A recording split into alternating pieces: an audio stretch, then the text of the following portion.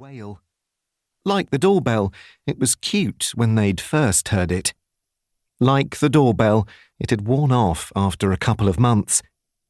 He was a mongrel, part pug, part beagle, part God only knew. They'd adopted him from the rescue shelter 4 years ago, when the idea of children had been a daydream. Doof should have been short for doofus, because there's no doubt that's what the dog was. In fact, it was short for duvet, because for the first few weeks they'd had him, he'd burrowed himself into their bedding and only come out to eat or poop.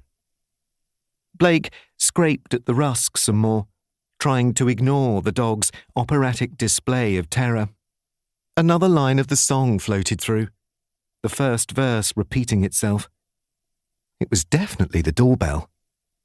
He stamped on the vacuum, the button stubborn, refusing to switch itself off until he bent down and pressed it with his hand.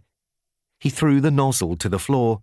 Squeeze from one cow or another, but the Mexicans dance on their hats. Olay, he said, crossing the living room and giving his dressing gown another tug to avoid accidentally exposing himself. His bare feet protested as they slapped against the cold tiles of the hall. The glass panels in the door were squares of weak light, no sign of anybody on the stoop. Maybe he had imagined it after all. Maybe the song had surgically implanted itself into the flesh of his brain, to be played out endlessly until the day he took a razor to his wrists in order to escape it. He squinted through the patterned glass. The world outside fragmented into a dozen tiny, distorted dioramas, each one deserted. Weird? He shooed Doof into the kitchen, shutting the stairgate to stop him bolting. Then he opened the front door, the wood sticking the way it always did when the rain started. A couple of tugs got it free, a wave of cool, wet air billowing past him. There was no sign of anybody. Their house wasn't huge, but it was surrounded on all 4 sides by garden, the reason they'd fallen in love with it. A long, winding, crazy-paved path meandered the 20 feet or so to the gate, the street beyond partially screened by gnarled apple trees. "Hello?" Blake called out. If it had been a delivery driver, then they might have scarpered after a second or two. They were always so impatient. Had Julia said she was waiting for anything?